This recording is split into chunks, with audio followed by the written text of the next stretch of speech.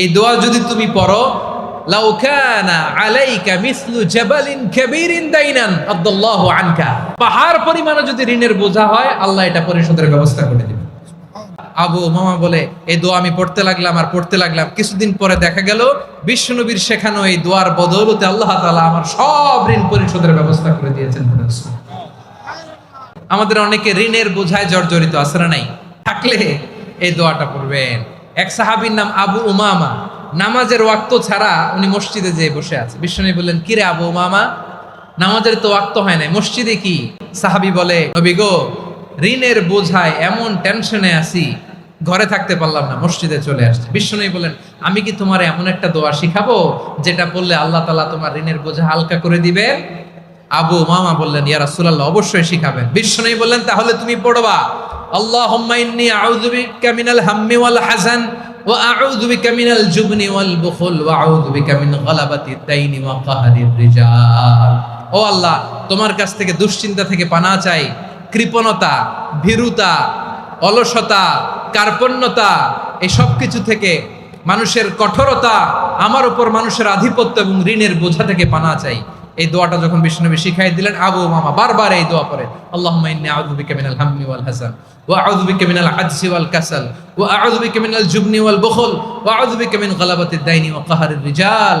আবু উমামা বলে এই দোয়া আমি পড়তে লাগলাম আর পড়তে লাগলাম, কিছুদিন পরে দেখা গেল বিশ্বনবীর শেখানো এই দোয়ার বদৌলতে আল্লাহ তাআলা আমার সব ঋণ পরিশোধের ব্যবস্থা করে দিয়েছেন।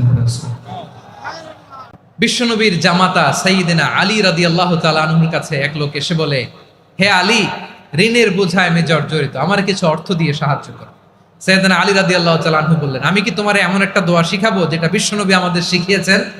এই দোয়া যদি তুমি পড়ো, লাউ কানা আলাইকা মিসলু জাবালিন কাবীরিন দাইনান আদাল্লাহু আনকা, পাহাড় পরিমাণ যদি ঋণের বোঝা হয় আল্লাহ এটা পরিশোধের ব্যবস্থা করে দিবেন। ছোট্ট একটা দোয়া বিশ্বনবী শিখালেন, বললেন তুমি পড়বা, আল্লাহুম্মা কফিনি বিহালালিকা আন হারামিকা ওয়া আগনিনি বিফাদলিকা আম্মান সিওয়াক। আল্লাহুম্মা কফিনি বিহালালিকা আন হারামিক, আল্লাহ তোমার হালাল দিয়ে আমাকে পরিতুষ্ট করো, হারাম থেকে বাঁচিয়ে রাখো, আর তোমার অনুগ্রহে মানুষের মুখাপেক্ষী যেন আমি না হই, আমি যেন সবসময় তোমার মুখাপেক্ষী হয়, ওই তৌফিক দিও। সুবহানাল্লাহ পড়েন। এই দোয়া বেশি বেশি পড়লে ঋণের বোঝা হালকা করে দিবে কে? তাহলে প্রিয় ভাইয়েরা, ঋণ থেকে বাঁচার জন্য দুই দোয়া, আল্লাহুম্মা ইন্নী আউযু বিকা মিনাল হাম্মি ওয়াল হাযান এটা, আর আল্লাহুম্মা কফিনি বিহালালিকা আন হারামিকা ওয়া আগনিনি বিফাদলিকা আম্মান সিওয়াক। আর সব সময় পড়ার জন্য একটা আমল দিয়ে যাই, উঠতে বসতে, অফিসে যাচ্ছেন, অফিস থেকে ফিরতেছেন, বসে আছেন, শুয়ে আছেন, ছোট্ট এক শব্দে আমরা যেন বেশি বেশি পড়ি আস্তাগফিরুল্লাহ। আওয়াজ করে আমার সাথে পড়ুন, আস্তাগফিরুল্লাহ। আল্লাহ রাসূল সাল্লাল্লাহু আলাইহি ওয়াসাল্লাম বলেন, মান লাজিমাল ইস্তিগফার, যে সব সময় এরকম ইস্তিগফারের সাথে লেগে থাকে, আল্লাহ তাআলা তাকে কোনো বিপদে আটকান না, সে জীবনে আটকাবে না, যে কোনো বিপদে আল্লাহ তার রাস্তা বের করে দিবে। ওয়ামিন কুল্লি হাম্মিন ফারাজা, দুশ্চিন্তা মুক্ত হবে। ওয়ারযুকহু মিন হাইসু লা ইয়াহতাসিব, এমন জায়গা থেকে আল্লাহ রিজিকের বন্দোবস্ত করবে যেটা সে কল্পনাও করে নাই। আওয়াজ করে পড়েন সুবহানাল্লাহ। তাহলে মনে থাকবে আস্তাগফিরুল্লাহর কথা।